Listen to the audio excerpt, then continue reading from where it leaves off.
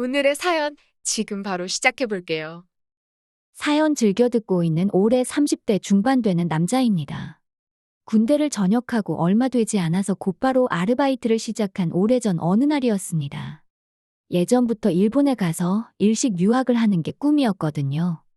경력 없이 일식집에 갔다 간 설거지만 하다가 나온다는 말을 들어서 일식집은 아니지만 생선 손질하는 방법 정도는 미리 배울 수 있겠다는 생각에 집 근처 횟집에서 일을 하게 되었습니다.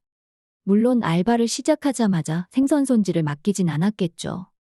배우고 싶으면 어깨너머로 배우라고 하시곤 초보자니까 처음에는 이런저런 자비를 하게 되었습니다.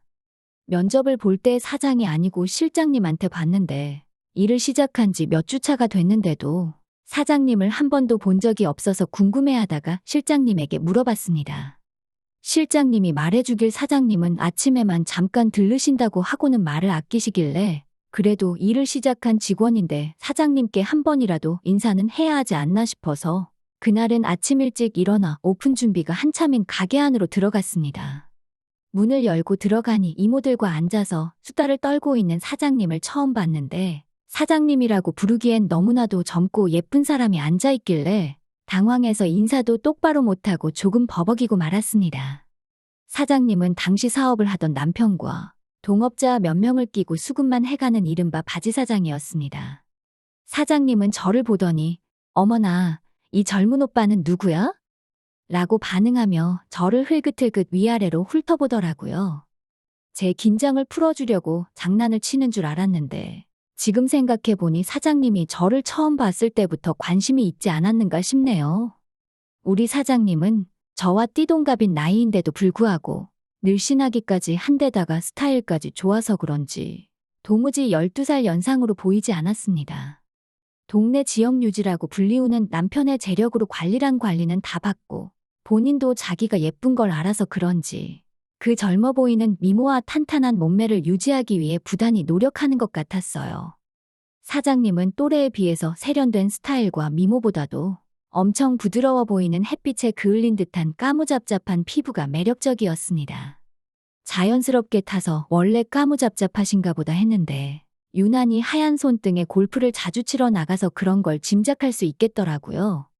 그리고 보니 이따금씩 아침에 가게를 들렀다가 골프를 치러 바로 가시는지 골프 치마를 입고 오실 때가 있었는데 무릎 위가 훤히 드러낸 모습으로 의자에 앉아 계시면 바닥 청소를 하는 척 몇 번씩 고개를 돌려 쳐다봤던 적도 있었습니다.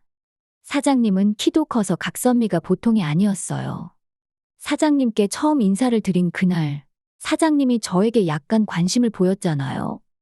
인사를 드리고 그날 저녁에 출근했는데 그날은 처음으로 사장님이 가게에 출근하시더군요. 왠지 모르게 그때부터 매일매일은 아니지만 이따금씩 저녁까지 있다가 가셨어요. 오시면 딱히 하는 건 없고 괜히 방해만 되기도 했습니다. 그러다가도 손님이 없으면 꼭 일하고 있는 저를 불러다가 어깨 좀 주물러 봐라. 이런 쓸데없는 부탁 같은 걸 했어요. 물론 사장님의 어깨를 주무르는 건 좋았습니다. 뭉친 어깨를 지그시 누를 때 사모님 입에서 흐응 하면서 소리를 내셨는데 그 소리가 엄청나서 괜히 몸과 마음 한구석이 뜨거워질 때가 있었습니다. 사모님도 약간 그런 저희 반응을 즐기는 듯 했어요. 사장님이 저에게 미묘한 신호를 보내고 있다는 걸 그날 눈치채게 되었습니다. 잠깐 바쁜 시간이 끝나고 뒷문으로 나와 담배에 막불을 붙이고 한 모금 깊이 빨고 있는데 사장님이 따라 나오셨습니다. 깜짝 놀라서 피던 담배를 벽에다가 비벼서 불을 껐는데 사장님이 자기도 담배 한 대만 달라고 하더라고요. 마침 지금 이게 마지막 한 대라고 이거 말고는 없다고 하니 제 코앞까지 다가와 그거라도 줘보라면서 제가 피던 담배를 빼서 피셨어요. 방금까지 제 입에 들락날락한 담배를 한 3모금 정도 빠시다가 저에게 다시 건네주는데 새빨간 립스틱이 잔뜩 묻어있는 담배를 다시 받으니 기분이 조금 묘하더라고요. 넘겨준 걸 다시 태우고 있는데 사장님이 저에게 내 입술맛 어때? 라고 짓궂은 농담을 했습니다. 순간 당황해서 연기를 목으로 넘기지 못해 콜록대고 있는데 사장님이 소리내며 웃으며 그래도 가게에 젊은 남자가 오니까 참 좋다. 이렇게 말하고는 휙 들어갔습니다. 사장님의 입술 맛이라니. 괜히 그날은 뜨거워진 마음의 잠도 제대로 이루지 못했어요. 침대에 누워 사장님이 한 말을 곰곰이 생각해보니 홀에 서빙하시는 이모들도 주방 이모들도 실장들까지도 전부 나이가 한참 많으신 분들인데다가 실장님들이 전에 하는 말을 언뜻 들었는데 요식업에 대해서 뭣도 모르는 바지사장 주제라며 사장이 없는 자리에서 비아냥대던 게 생각이 나더라고요. 실장들 곤조 부리는 거에 지쳐서 아르바이트생인 저를 보고 참 좋다고 하는 말이 한편으로는 약간 안쓰러웠습니다. 그렇다고 사장의 미모 때문에 저에게 일을 가르쳐줄 실장님들을 무시할 수는 없었죠. 또 그렇다고 명색이 사장인데 그들과 한통속이라는 생각이 들게 하지 말아야겠다는 생각에 박쥐처럼 양쪽을 오가며 처신하다 보니 조금 서로들 분위기가 좋아지는 듯 싶더라고요. 제 덕분인지 화기애애해지는 분위기에 사장님도 마감 때까지 같이 고생하고 하다 보니 일이 끝나면 가게 문 닫아놓고 회식을 자주 했습니다. 그날도 가게 문 닫아놓고 다 같이 한잔을 하고 있었는데 분위기가 정말 좋았습니다. 준비해놓은 안주가 다 떨어져 가는데 기분이 좋아 보이시는 사장님이 오늘은 수조에 있는 거 아무거나 꺼내와서 술 좀 더 마시자고 하시더라고요. 고참 실장님이 사장님에게 냉장고에 단골용으로 숙성해 놓은 게 있는데 그걸 먹자고. 내일 되면 너무 물러져서 회덮밥으로도 못 쓴다고 하는데 거기다 대고 사장님이 남자도 회도 생으로 먹는 게 제맛이지? 이러면서 땡깡을 부리시더라고요.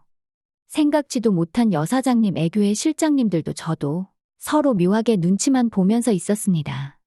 아무거나 잡으라지만 결국 양식광어 2마리 잡아다가 가게 안에서 1차를 끝냈습니다.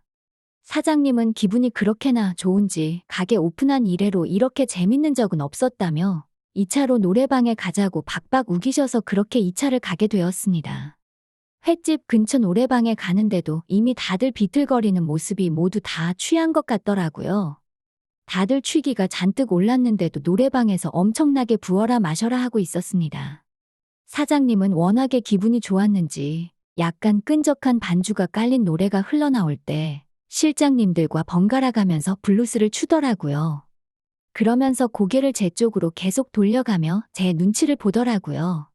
사장님은 이내 이모님들을 불러일으키더니 이모님들을 실장님한테 붙여주고는 제 쪽으로 쪼르르 다가와 저랑도 블루스를 추기 시작했습니다. 예쁜 사장님을 뒤로 하고 이모님들과 그러고 있는 실장님들의 따가운 눈초리가 뒤통수에서부터 느껴지는데도 저와 밀착한 사장님의 모습에 전혀 부담스럽지 않고 오히려 행복했습니다. 이런 날도 있구나 싶더라고요. 감싸안은 허리로 느껴지는 군살이 하나도 없는 탄탄한 옆구리에 감탄이 절로 나오더라고요. 사장님이 키도 저와 비슷한 편이라 바싹 끌어안은 채 서로의 어깨에 고개를 기대고 있는데 사장님의 귀 뒤쪽으로 향수와 샴푸 향기가 섞여 은은히 제 코 속으로 빨려 들어왔습니다. 그 향기를 간직하려고 숨을 들여마시다가 실수로 사장님의 목덜미로 한참 모아온 뜨거운 숨을 발사해버리고 말았습니다. 그걸 목으로 전부 느끼셨는지 사장님의 입에서 짧은 탄성이 흘러나와 깜짝 놀라고 말았습니다. 그러더니 사장님은 껴안고 있던 저희 가슴을 손바닥으로 탁 치며 무언가 바라는 눈빛을 보내곤 아무 말도 하지 않으셨어요. 브루스 타임이 끝나고 제일 상석에 있는 자리로 돌아간 사장님이 벼랑간 벌러덩 소파 위로 누워버리시더라고요. 술에 만취했는지 이모들이 흔들어 깨워도 일어나질 않으셨습니다. 치마가 말려 올라가 아래가 훤히 보인다고 어떻게 해야 되냐고 이모님들이 당황하고 계셨어요. 계산하는 사장님이 만취한 상황인지라 자연스럽게 회식 자리는 끝나는 분위기가 되었고 실장님들과 질펀하게 즐기던 이모님들도 벌써 시간이 이렇게 늦었다며 다들 집으로 돌아가려는 모습이었습니다. 그 와중에도 실장님들 2분이서 사장님을 서로 자기가 데려다 주겠다고 또 다투고 있었습니다. 제가 볼 땐 데려다 준다기보단 데려가는 느낌이 더 강했었죠.